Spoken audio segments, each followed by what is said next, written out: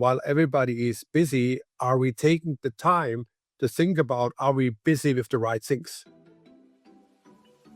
My lovely people, welcome to another fabulous episode of the B2B Sales Trends Podcast.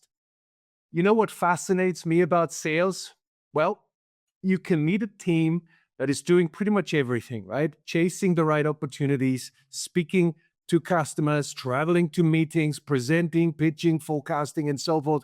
The engine is running at full speed. And still, the results don't always move the way you would expect in situations like this. So the real question becomes, how do you decide where your time and energy actually creates impact? Now, today's guest has to answer that question, and not just that question, but answer that question at scale. Andreas Hammer is the SVP Sales at the YAGEO Group. I hope I pronounced that correctly, where his team works across hundreds of customers, markets, and regions, and every decision about where to invest the intention has real consequences for Andreas and the team. In this episode, we'll walk through how leaders choose what really deserves the focus, how strategy becomes day-to-day execution, and why meaningful change in sales takes years and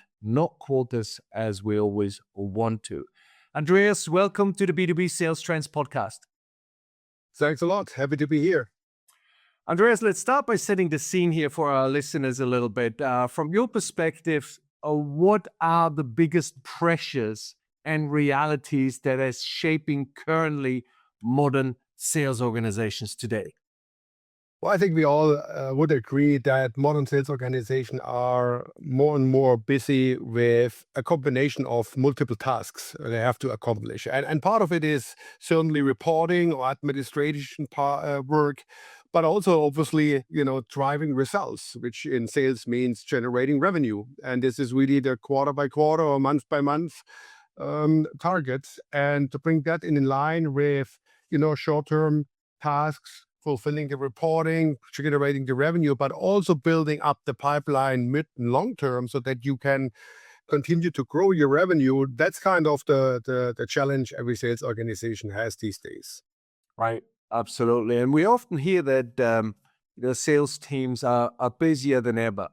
Why do you think so many teams work, incredibly hard, but yet still struggle to consistently deliver results? And what's the cost of not being deliberate about the focus that they should have? Well, it's a good observation. I think it's a specific for a sales organization. No matter what a market is doing in sales, you always can keep yourself busy, and you always have a lot of things to do in an allocation situation to support your customers to get your parts.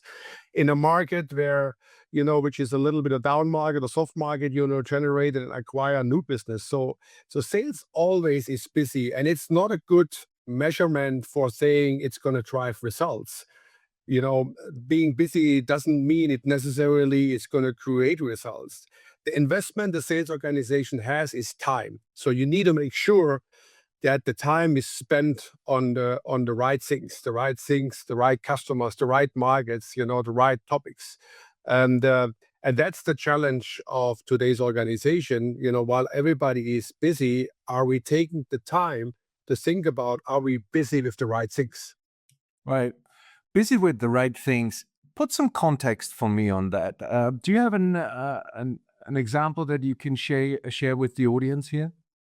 Well, absolutely. I mean, if you look at an individual sales account manager, he has probably a region he's responsible for, and there is many different customers. And no matter if this is a small customer with a small business or a large customer with a big business, if a customer has a question, you have to take time to answer the question. And if this is a small customer with a couple of hundred pieces, opportunity, the investment is equally the same as for a customer who has a couple of million pieces opportunity.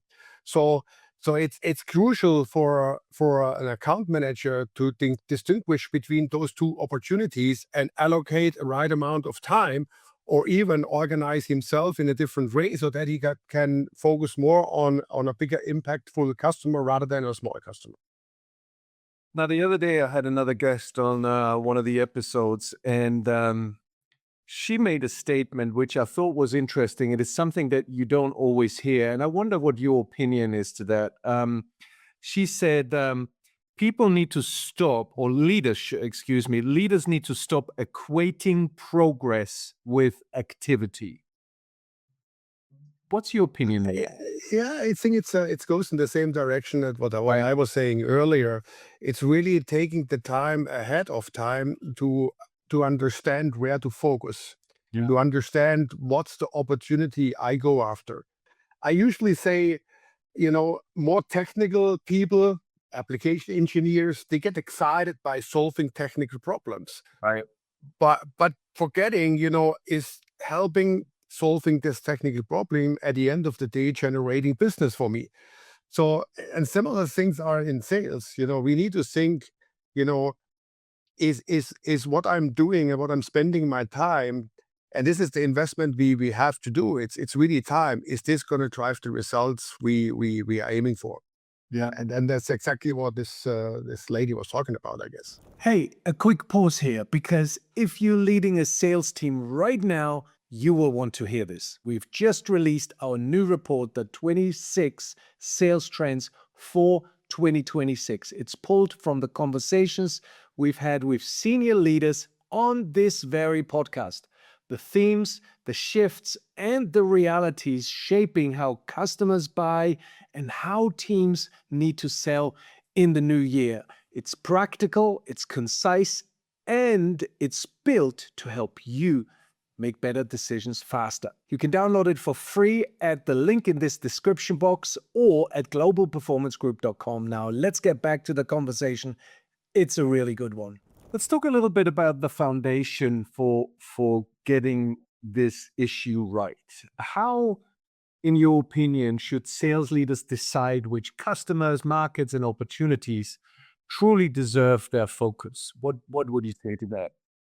I think the very important point here is it's a forward-looking analysis you have to do. Usually what sales organizations know is their customer base today and the revenue and who is important based on the revenue they are generating in the past. So it's a more backwards-looking kind of a strategy. In that concept, you look forward. You think about, what is the potential 3 to 5 years down the road? How big of a revenue could you generate with this sort amount of customers? And to do so, you have to understand your product portfolio very well and link that with your customer base, the markets, and analyze, with the product portfolio I have, how big could I be with that customer, 3 to 5 years down the road?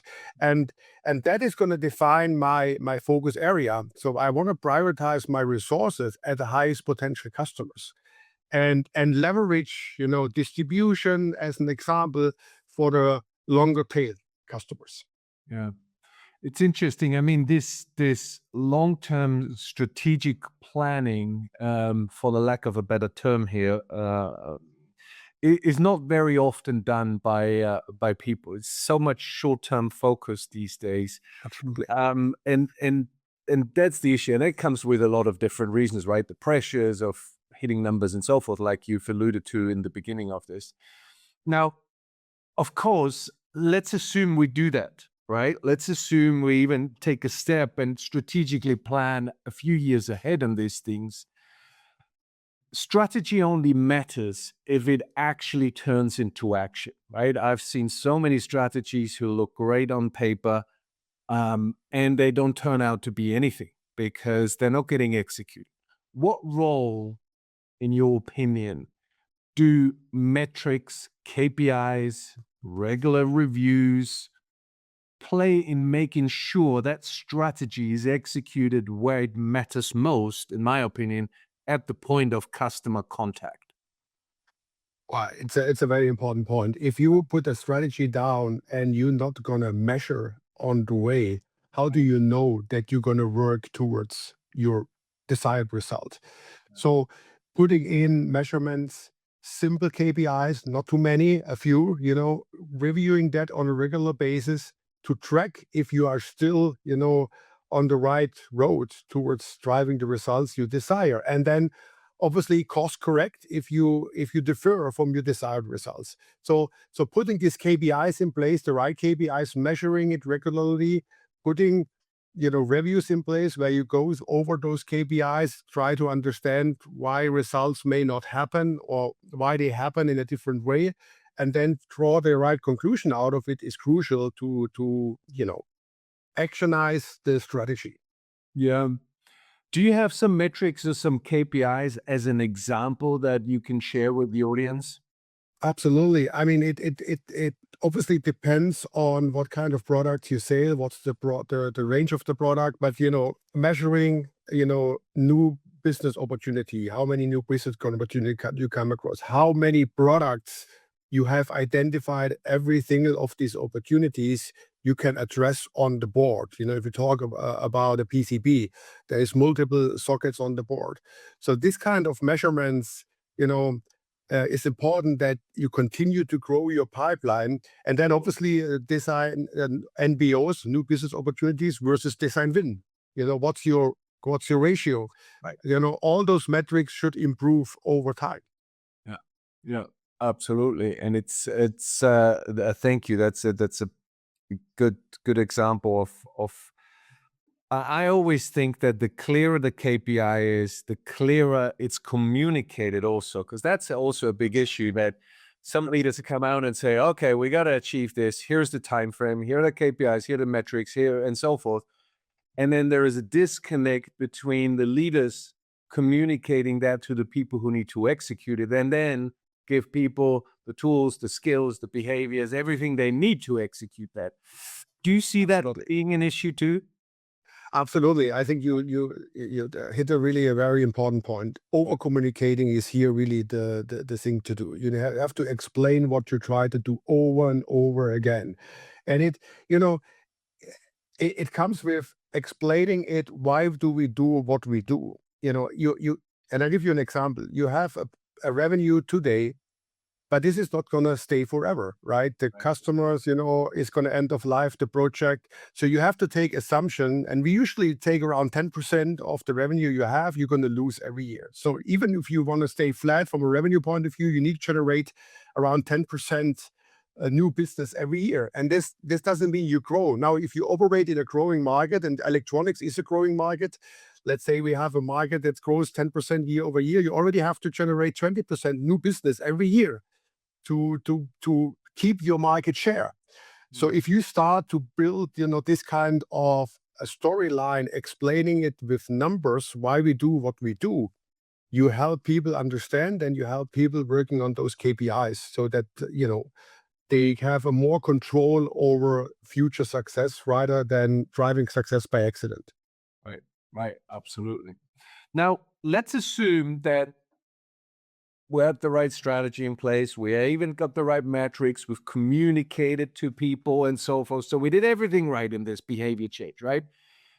People who execute that strategy still need to change in a way the way they work, right? Change how they engage with their customers, change how they really drive these outcomes. What challenges tend to appear when sales teams are asked to sort of change long-standing ways of selling, and how do you help those people move forward and get out of their comfort zone and implement what you from a strategic point want them to implement? You say it correctly. Change is always coming with concerns and puts people in comfort. And people like, to be in a comfort zone. They used to do what they used to do because that's what they know, that's what they are comfortable with. So really you have to create a safe place for them to also do mistakes, and it's not gonna a place of punishment. While we still expect to have a high performance organization, but it's okay to learn and course correct, and And it's coming with communication, and it's coming with encouragement. It's coming with coaching. A lot is about leadership and coaching, and creating success stories and sharing those success stories. But even if mistakes happen and we move in the wrong direction, or also take those examples and say, hey guys, we learned out of it, but we course correct and we are back on the path. So it's a lot is about communicating and coaching and helping the team to change. But as a matter of fact, there will be always people in the organization who doesn't want to do change, because they say, hey, that's the way I want to do. And then, you have to find a better place to leverage those talents and resources in the way they are. Yeah. That's difficult. You're right. You always have a percentage of people on your team and your organization who say, I don't want to change. And change is difficult. Change is uncomfortable. I always think that, the only constant in life or in a professional career even is change. So you either resist it or you go with it and shape it. So it's really a choice thing. And people need to be sort of hold up the mirror a little bit to say, make a choice. And that's okay. You have a choice, but it will have consequences. Every choice have consequences, right? So let's transform together versus reacting to the change, and that puts us on the back foot. I think that's very interesting. Now let's talk about this idea of scaling that change, because it's one thing to do it with a certain group, and also the other part is, how do we sustain that change? So scaling change across large teams adds typically another layer of complexity to this. What should leaders, in your opinion, realistically expect when they begin a long-term sales transformation journey? First of all, it's, as you rightly say, it's a long-term transformation. It's not that you're going to say change behaviors, in weeks or months. You have to change habits, and to change habits, we all know that from our private lives, it takes time. There is original resistance, there is disagreement, and all these kind of things. So you have to overcome that, and you have to be prepared that people want to always go back to their comfort zone they were coming from. Yeah. So it's really about consistency.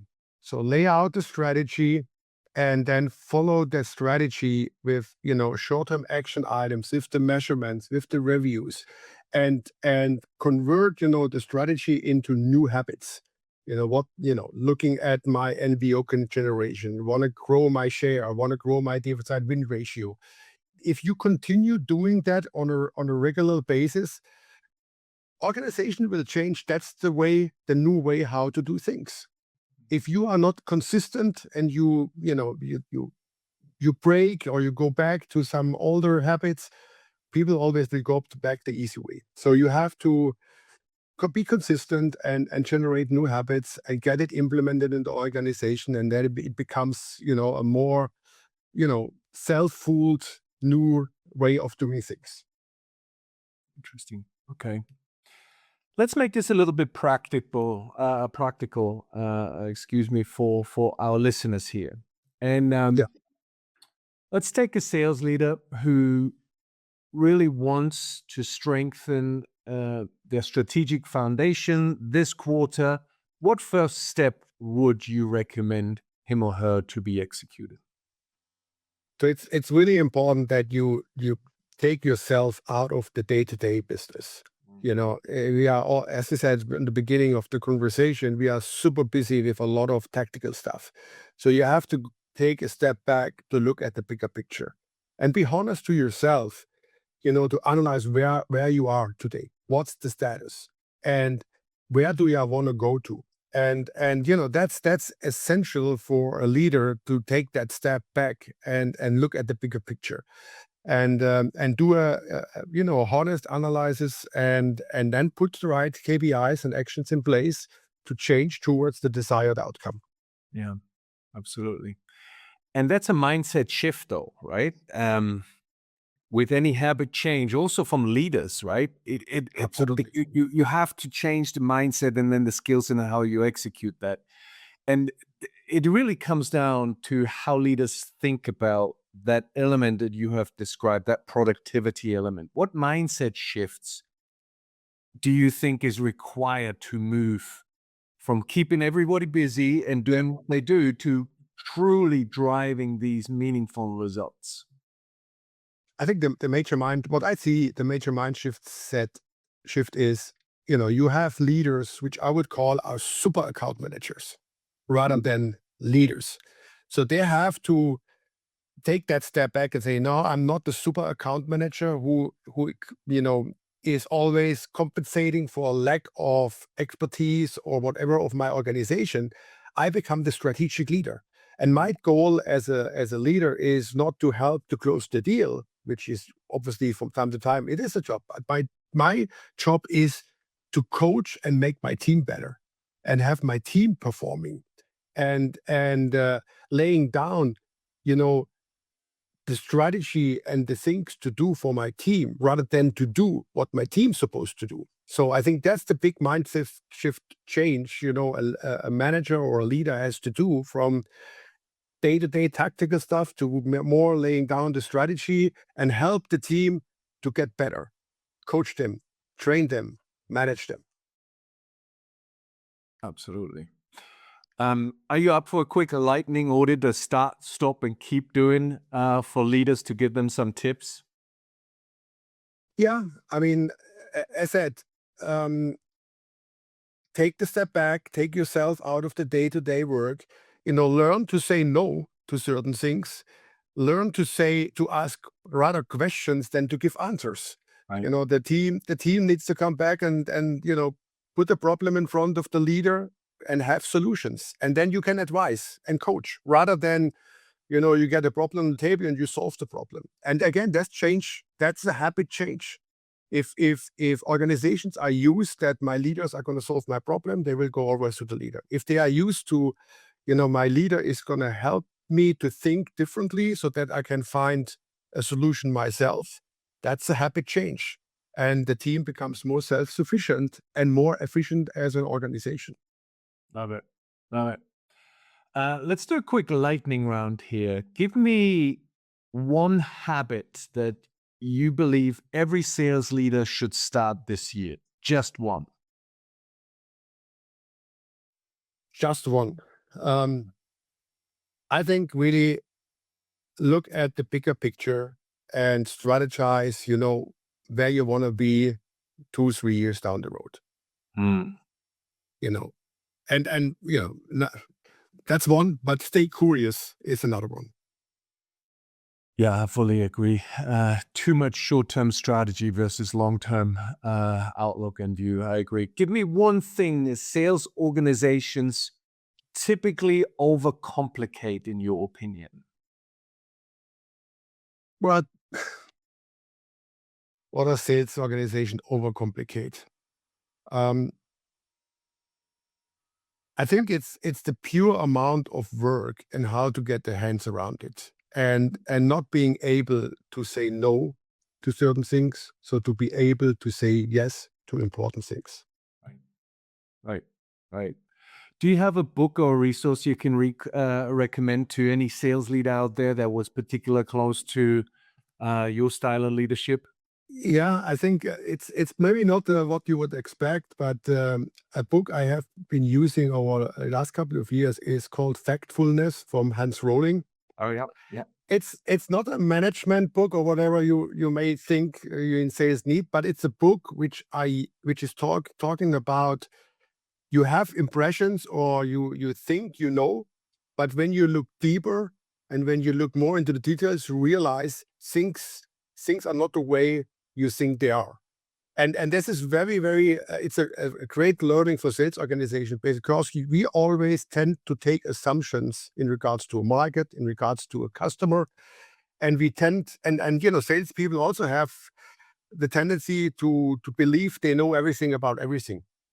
But when you look at that book and read that book, and there is a questionnaire in that book at the beginning, you realize, well, I thought it's completely different. And the same is when we talk about our customers, we think we know everything, but staying curious and not to believe we know everything, and try to find the details. that book helped a lot. One of the last questions, or the last question that I ask on every podcast, and I've done it now for over 100 episodes, is our signature closer, basically, which is, what, in your opinion, what are the top 3 skills and behaviors that you believe high-performing salespeople need today? As said, I think strategize, put a plan in place, put short-term actions in place so that which, bring you to your strategy, put the right structure and process in place, right people, right skills. And once you have that done, it's all about execution and accountability. And that comes with what we talked about earlier, KPIs, review to drive accountability and make sure the organization is executing. Love it. Absolutely. Andreas, you've been a wonderful guest. Thank you for your time. Our listeners will very much appreciate your insights and your thought leadership on the topic. So thank you for taking the time. Thanks a lot for having me. My lovely people, if there is one thing I'm taking away from this conversation, is this. Being busy is not a strategy. Sales teams everywhere are working incredible hard. The calendars are full, the travel is real, the effort is crazy, and the effort is there, but effort on its own doesn't decide results. Focus does. Focus does, and the clear focus on what we have to execute. Choosing where to spend your time, choosing where not to spend your time, and having the discipline to keep reviewing, adjusting that focus over time. If this episode made you think, share it with somebody else who leads a sales team who might be interested in this particular topic that we discussed with Andreas today. And make sure you subscribe so you don't miss another conversation with the next sales leader in this space. You can find more episodes wherever you get your podcasts from, and on the B2B Sales Trends.com, and of course on our YouTube channel, B2B Sales Trends Podcast. Until the next time, my lovely people, look after yourself, your loved ones, and of course, your B2B customers. All the best. Bye-bye. If you'd like to put yourself or someone you know forward to be a guest on our show, there is a quick form in the show notes to complete. It only takes a minute, and it helps us to find voices and opinions that shape the future of B2B selling. Thank you. We appreciate it.